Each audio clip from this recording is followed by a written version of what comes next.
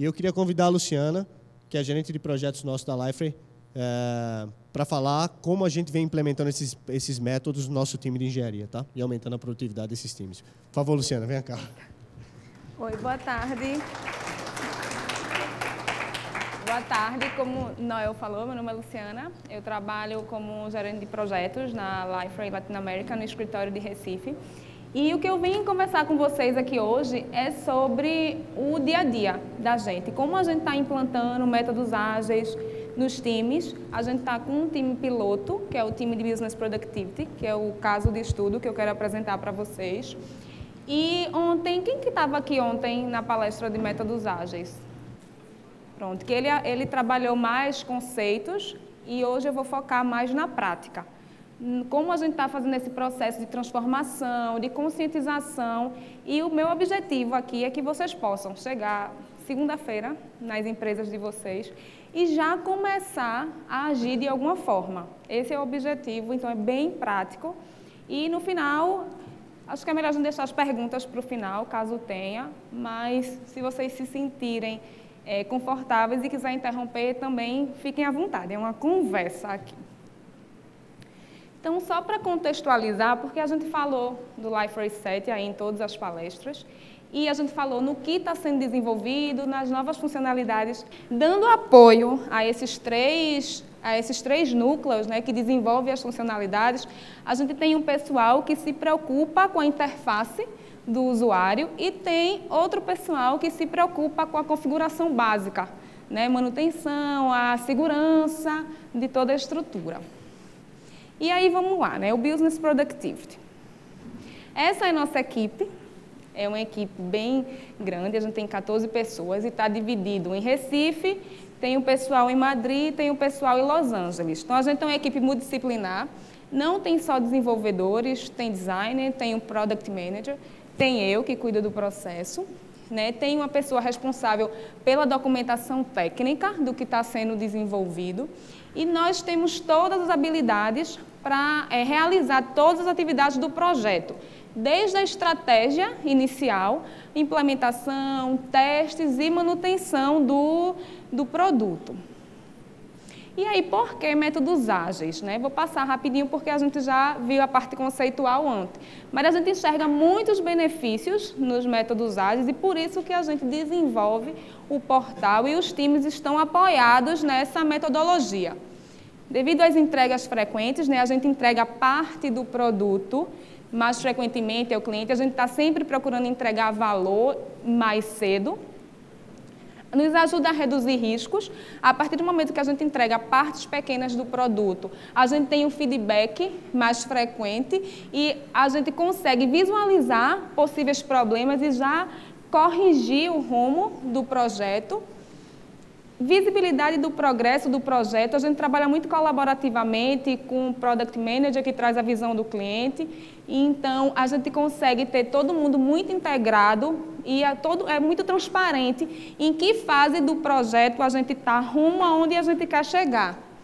Maior qualidade do produto, já que a gente desenvolve pequenas partes, e essa pequena parte ela já tem qualidade necessária para ir para o cliente, né, para agregar valor ao usuário final. A habilidade de responder às mudanças, a gente enxerga a mudança como uma oportunidade e não como uma coisa que saco, vai mudar tudo. É uma oportunidade da gente rever o que a gente está fazendo e corrigir o rumo. Então, a mudança é sempre bem-vinda. Aumento de produtividade, a gente está trabalhando aí com melhoria contínua, com inspeção do produto, do processo, procurando sempre atender a expectativa do cliente. Isso deixa a equipe muito motivada e, consequentemente, a gente aumenta a nossa produtividade. E redução do desperdício. Acho que já ouvi outras pessoas, acho que inclusive Juan falou hoje de manhã. Vamos desenvolver o simples e aí, baseado em feedback, a gente vai incrementando. Porque se a gente ficar pensando, fulano gostaria disso, ciclano disso, pode ser que a gente perca tempo enchendo o produto de coisas que não vão ser usadas. Então, vamos fazer o simples, foca no simples e a gente leva para o cliente, leva para o representante do cliente, pega feedback e passa a desenvolver baseado em certezas e não em hipóteses. E também com relação ao planejamento. Acho que ontem, da Ayrton falou aqui, vamos planejar até o nível de detalhes que é possível naquele momento. Porque se você olhar, por exemplo, para essa figura, inicialmente, né, se você está aqui nesse ponto, vamos supor que você está aqui nesse ponto, você consegue ver todas as construções com muito detalhes do que está perto de você. Então, quando a gente inicia o projeto, a gente sabe onde a gente quer chegar. E a gente prioriza, né, as features e a gente detalha o que a gente vai começar desenvolvendo. Vamos deixar as coisas que a gente vai desenvolver para o fim, para detalhar só quando for o momento certo. Porque a gente vai conseguir, no decorrer do projeto, onde a gente consegue ter mais conhecimento dele. E se a gente perder tempo detalhando todo o projeto hoje, pode ser que quando a gente caminhe pela estrada, que a gente caminhe pelo projeto, a gente perceba que aquela descrição que a gente teve inicial não seja condizente com a realidade. E aí a gente vai perder o quê? Perder tempo, perder, sei lá, desperdício de custo, desperdício de recurso, desperdício de tempo. Então, a ideia é que a gente planeje o que a gente tem mais conhecimento, o que a gente vai desenvolver inicialmente, e no decorrer a gente vai tendo mais conhecimento e vai nos ajudar a detalhar mais as funcionalidades. Mas, vamos lá, né? Vamos entrar nas fases de implantação. Eu estou na Liferay há, sei lá, uns 3 meses e meio. Antes de eu começar na Liferay, o pessoal já desenvolvia utilizando práticas ágeis. Eles tinham o auxílio. Em Recife, o pessoal tinha o auxílio de uma pessoa de projetos em Madrid. E aí ela ficava um pouquinho longe, não sei como é o time de vocês, mas a gente sabe que time distribuído a gente precisa ter um pouquinho mais de cuidado, porque a gente está trabalhando com pessoas com culturas totalmente diferentes, com idiomas diferentes, que não é o nosso. E aí tem uma série de fatores, né? A gente não conhece a realidade quando a gente está de longe. A gente não consegue nem ver o sorriso da pessoa que está do nosso lado, se ela está feliz ou se ela está triste. Então, a área começou a se estruturar em Recife, né? Eles perceberam que tinha essa necessidade. Então, eu vou contar para vocês as fases de implantação. Vamos organizar, vamos estruturar, então, de 3 meses para cá. Então, a gente começou com a observação. E essa observação, logo quando eu cheguei, eu chamei a equipe e falei para eles, faz de conta que eu não estou aqui. Eu quero ver vocês trabalharem, vou participar das reuniões como ouvinte. E por não ter essa pessoa em Recife ainda, eu escutei nos corredores, né? Vai saber ver o que eu estou fazendo, vai fazer microgerenciamento de atividades. E aí tem um momento lá, que é o momento de Tech Talk, que a gente tem toda sexta-feira, alguém fica responsável, alguém se candidata e falar sobre algum assunto. E aí eu aproveitei a oportunidade, vamos falar sobre gerenciamento de projetos. E eu expliquei ao pessoal qual era o meu papel ali, né? Que eu fazia parte da equipe, que o sucesso deles era o meu. E que eu estava ali para suportar as atividades deles, não era para mandar eles fazerem nada. Eu ia entender a necessidade deles e eu ia chegar... Por que a gente não faz desse jeito? Apresentar uma prática que fosse favorecer, que fosse ajudar o dia a dia deles. Então, essa observação, eu comecei a participar das reuniões como ouvinte. Ao mesmo tempo, fui fazendo um diagnóstico, né, dos meus pontos, o que é que a gente precisava melhorar. E eu tenho um diagnóstico, depois eu sentei com eles e a gente passou e eles concordaram, discordaram, teve essa conversa. E aí, o que é que a gente observou inicialmente? A gente observou que tinha pouca visibilidade do trabalho, do que a gente estava fazendo, principalmente porque a gente faz parte de um produto que é desenvolvido por centenas de desenvolvedores espalhados aí pelo mundo. A gente adotava algumas práticas ágeis, mas podia incrementar com mais práticas. A gente fazia alguma inspeção e adaptação do processo, mas poderia ser melhor. A gente notou pouca comunicação e integração entre testers, desenvolvedores e design, principalmente pela distância. Madrid está a 4 horas na frente de Recife, Los Angeles está 4 horas atrás, então é uma diferença muito grande para a gente manter o pessoal todo integrado.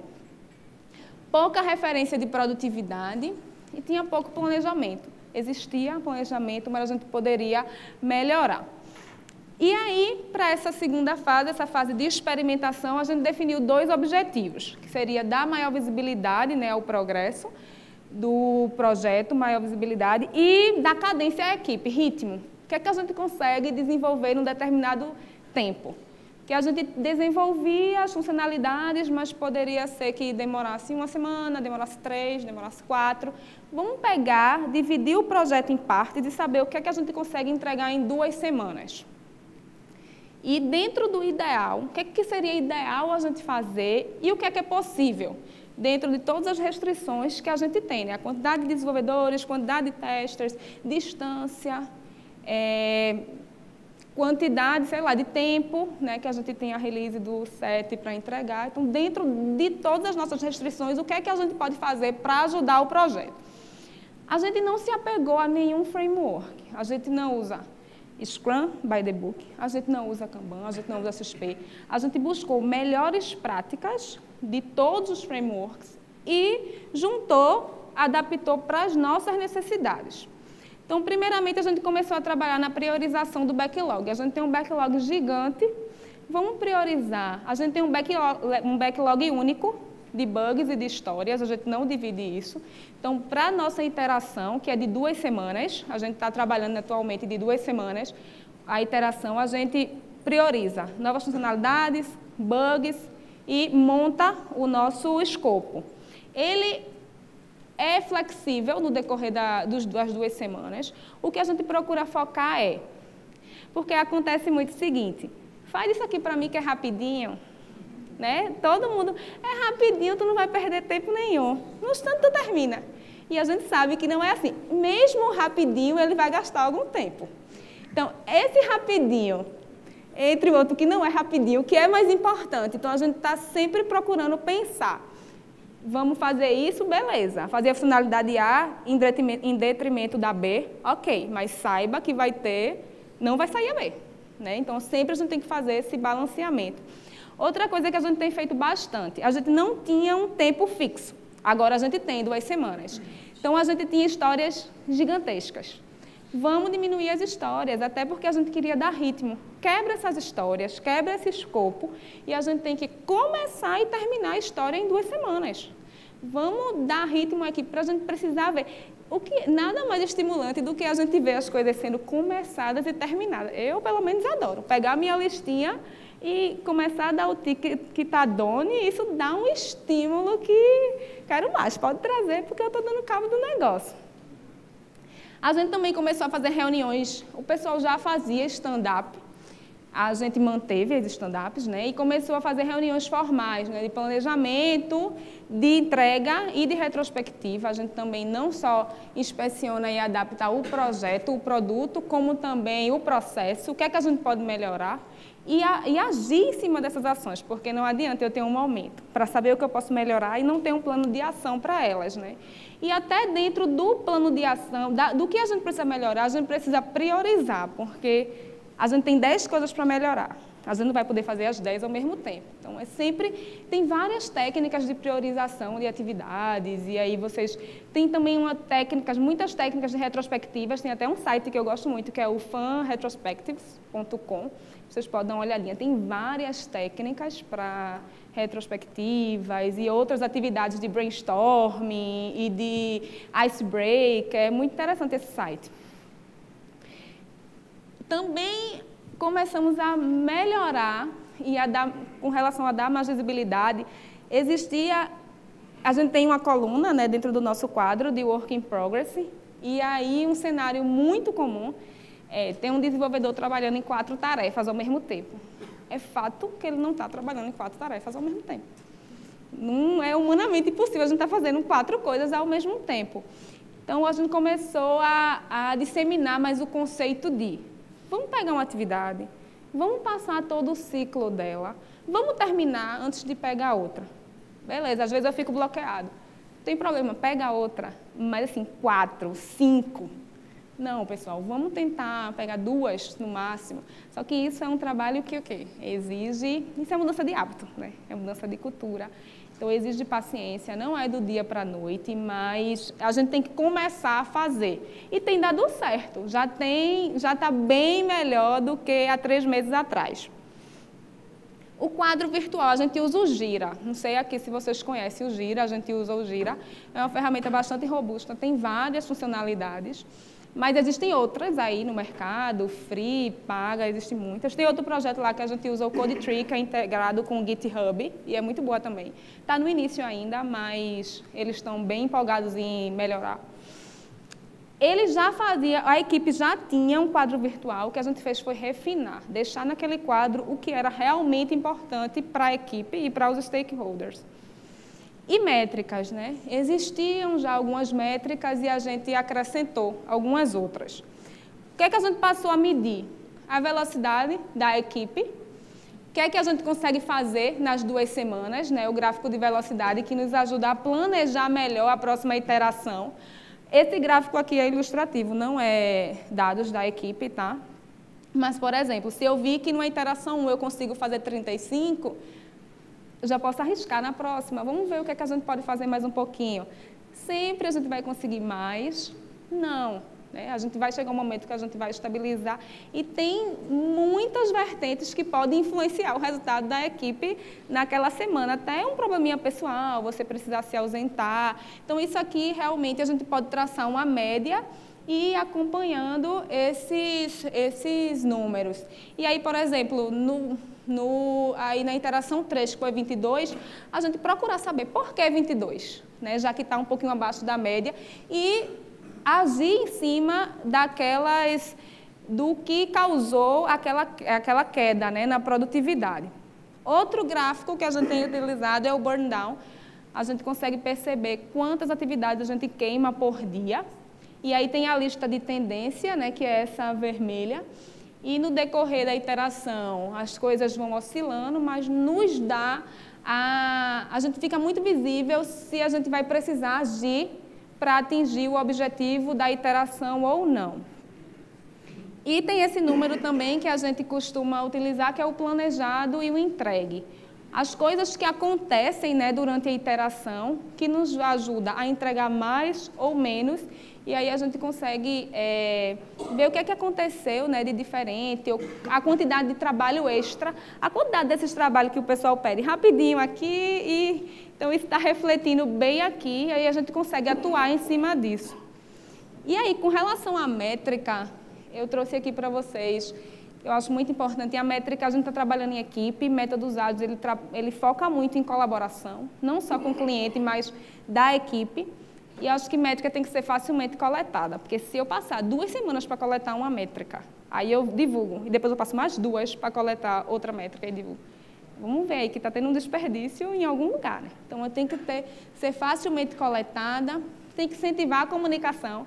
Eu, particularmente, eu fico muito feliz quando eu vejo a galera olhando os gráficos e comentando, assim, a gente melhorou, onde é que a gente pode melhorar? Então, tem que incentivar a comunicação, porque é impossível a gente medir tudo, isso é fato, e a gente tem que medir o que é mais importante. Há 2 semanas atrás, eu acho, eu comecei a acompanhar o projeto do Launchpad, que foi apresentado hoje, não sei se vocês viram. E, a gente falando em métrica, eu joguei para a equipe, o que é que vocês querem saber? Porque a métrica não é para mim, a métrica é para todos os envolvidos. Vamos entrar num consenso, vamos ver o que é que a gente quer saber antes da gente começar a medir, já que a gente não vai conseguir medir tudo. E a métrica tem que ser sempre atualizada, tem que nos dar algum feedback para que a gente consiga agir em cima dos pontos, né, de melhoria. Tá, estamos ainda na fase de experimentação, certo? Essa fase provavelmente vai até o lançamento do 7, mas a gente já consegue perceber alguns ganhos dessas práticas que a gente tem implementado. Então, a gente viu que houve uma melhora muito grande na comunicação. O pessoal, quando tem alguma dúvida, eles levantam, eles empurram a rodinha da cadeira e vai para junto do outro, senta, pareia. Então, houve uma melhora muito grande na comunicação. A gente percebeu também uma melhora muito grande no planejamento, né, e na priorização das atividades. A gente já consegue dizer, escolha o que você quer primeiro, porque isso é até uma quebra de paradigma.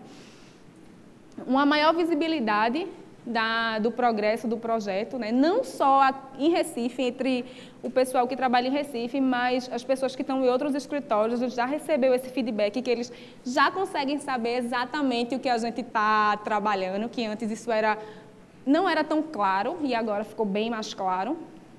A gente já faz uma maior análise, né, de melhoria contínua. A cada iteração a gente para, senta, pensa como é que a gente pode fazer melhor. Tem agora uma referência, né, de produtividade, a gente consegue saber quase que exatamente o que é que a gente consegue entregar nas próximas 2 semanas. E comprometimento, motivação e espírito de equipe, isso é bem notório, assim, o pessoal está bem feliz. Pelo menos quando eu pergunto, eles dizem que estão, só se eles estiverem mentindo. Tá, para a próxima fase, a gente chamou de desenvolvimento. A gente já tem um produto de qualidade, só que claro que a gente pode melhorar. E o que é que a gente está planejando para essa segunda fase? A gente vai trabalhar mais em cima da descrição das histórias, para que fique muito claro quando a gente leia uma história no Gira e a gente consiga perceber o valor que aquela história tem para o cliente, só em ler, sem precisar de ninguém do lado para explicar.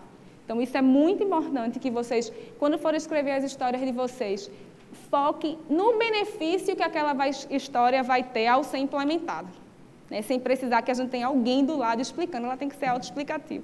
E tem um template, né? Não sei se vocês conhecem, mas a dica aí, o que a gente está tentando aplicar lá, não vamos seguir template, não. Vamos focar no valor, né? Na razão que tem em a gente investir o nosso tempo em implementar aquela história. A gente pensou também em criar personas. Não sei se vocês sabem o que é personas, mas a gente cria, né, um usuário, cria um stakeholder e a gente é quase que um currículo. Então, a gente bota uma fotinha, dá um nome à pessoa, necessidades, expectativas da pessoa. É um personagem que vai trabalhar, é quase mais um membro da equipe. Quando a gente for escrever as histórias, a gente pensa, ao invés de ser para o usuário admin, não, é para, sei lá, José. Né? E a José tem aquelas características do usuário. Então, a gente está pensando em criar personas. A gente atualmente não estima, né? Claro que a gente faz algum tipo de estimativa, mas a gente não usa story points ainda. A gente também não estima em horas objetivamente. A gente pensa, isso cabe ou não dentro das 2 semanas, mas a gente ainda não faz nenhuma atividade estimativa. A gente está pensando se vai fazer, a gente pretende fazer, mas qual é mais adequada. Tem o story point, né? Tem muita gente que estima em horas e tem muita gente agora que começou a estimar em tamanhos. Essa história é P, M ou G. E aí a gente consegue fazer essa priorização para ver se cabe ou não dentro da iteração. A gente pensou em também estar pretendendo, né, fazer algum tipo de protótipo para pegar até feedback, não só do cliente, não só do representante do cliente, mas de outras pessoas, até da própria empresa, né? Pegar outras perspectivas para deixar o produto um pouquinho mais redondo. E os testers, hoje a gente não trabalha, a atividade dos testers, ela não está dentro da nossa iteração. Eles trabalham no backlog separado e a gente pretende trazer eles para junto. Eles estão em Los Angeles, têm essa dificuldade, né? Porque estão mais longe, mas atualmente a interação é uma vez por semana que os testers se reúnem com parte da equipe para fazer essa comunicação. O que a gente quer é toda a equipe. Eles são parte da equipe, então eles vêm para a interação e a gente trabalha num backlog único. E a 4ª fase, que a gente denominou de evolução, ainda não está definidas as práticas, né? Mas eu considero que essas fases anteriores é capinar o terreno, é a gente começar, né, a base, a estrutura, e evolução é sempre melhorar, né? A gente adotar práticas que vai ajudar a gente a crescer, a evoluir, não só como equipe, mas como empresa, como um produto. Então, essa é a fase evolução. E, como terceira etapa, nos corredores também a gente escuta muita gente, né, falando e tendo suas opiniões sobre métodos ágeis. E aí eu trouxe aqui alguns mitos e verdades. Agilidade é bala de prata? Quem estava aqui ontem da Ayrton falou. Agilidade não é bala de prata. Não, muita gente fala, está com problema, começa a usar Scrum. E é a solução. Não, não é a solução para tudo. Muito ao contrário, a gente vai para um curso de Scrum, por exemplo, e chega no trabalho e começa a usar Scrum. achando que tudo vai dar certo. E aí, de repente, começa a aparecer um monte de problema e você faz, putz, e agora? Então, não é a solução para tudo. Ajuda a gente a conhecer os nossos pontos fracos, né? Conhecer onde a gente precisa melhorar. E se a gente não agir em cima desses pontos, a gente vai continuar no mesmo. Então, a gente precisa... eu acho que o ponto X da agilidade é esse. É nos mostrar, né, emergir as nossas falhas, onde a gente precisa melhorar e a gente agir, ter a oportunidade de agir o mais cedo possível. Projetos ágeis também falham, verdade. Assim como os projetos lá na metodologia tradicional falhavam, os ágeis também falham. A diferença é que eles vão falhar mais cedo. E aí a gente vai ter a oportunidade de corrigir o rumo do nosso projeto rumo ao sucesso, mas eles também podem falhar. E às vezes eu fico muito pensando, porque agora que a gente está na fase de implantação, agora a gente está ascendendo. E eu tenho uma preocupação de dizer para o pessoal, um dia a gente vai estabilizar, mas não é para se desmotivar, faz parte. E algum sprint a gente vai falhar, e faz parte, e vamos aprender com erro.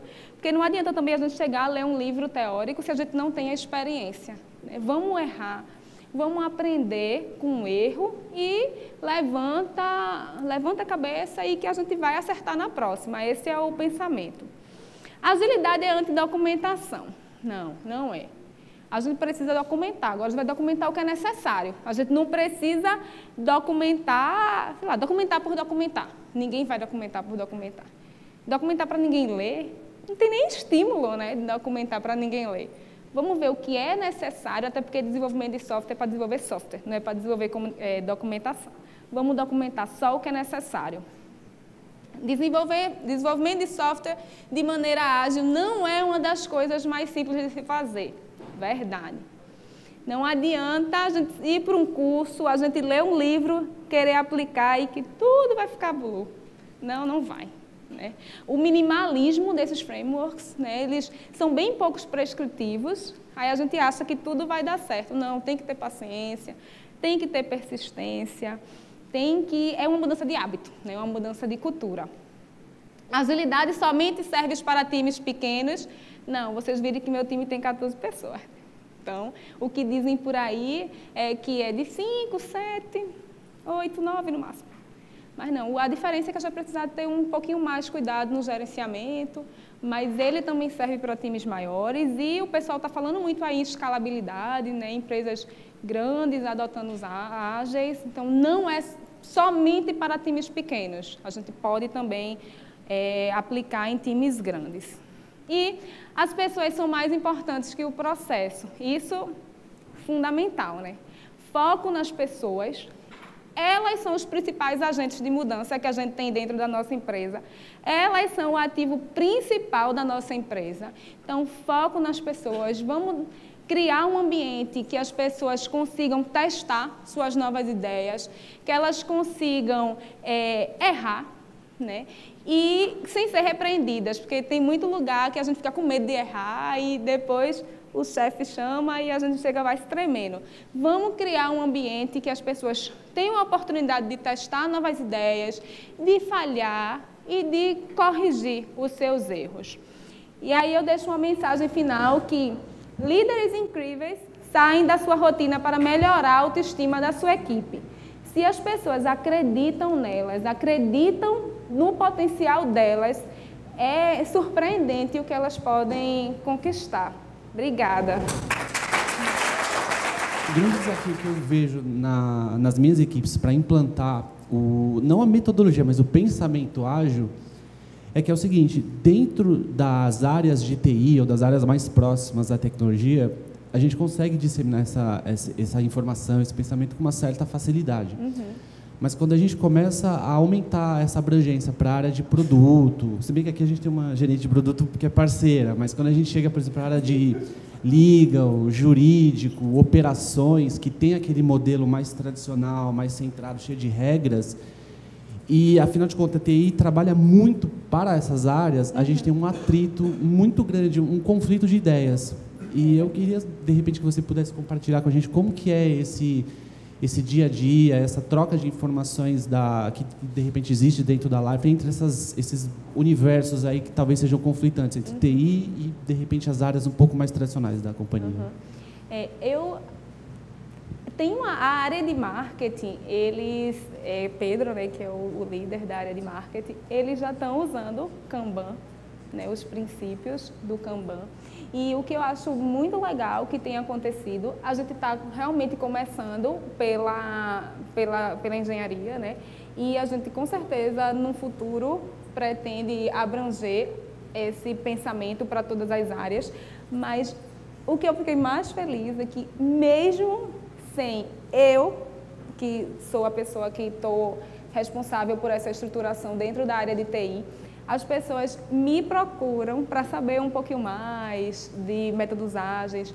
Pedro é uma pessoa que já está implantando na área dele e, vez ou outra, quase sempre ele me procura. Vamos fazer diferente? O que é que tu acha? Então, assim, atualmente, ele está implantando, eu não tenho muito conhecimento ainda de como ele está fazendo, é só de conversas, mas eu acredito que dentro da Liferay existe, a gente ainda não tem, eu ainda não encontrei, por exemplo, nenhum bloqueio ou nenhum impedimento muito forte por a gente usar métodos ágeis e as outras áreas da empresa não, porque realmente lá é muito aberto.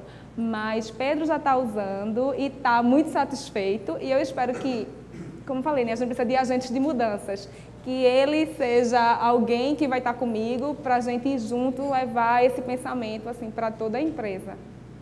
A gente está falando de escopo aberto, escopo fechado. Como eu estimo ao longo do processo, à medida que eu vou executando, eu identifico os riscos, eu não planejo esses riscos no momento zero. Na verdade, o planejamento ele vai se dando ao longo da execução, né?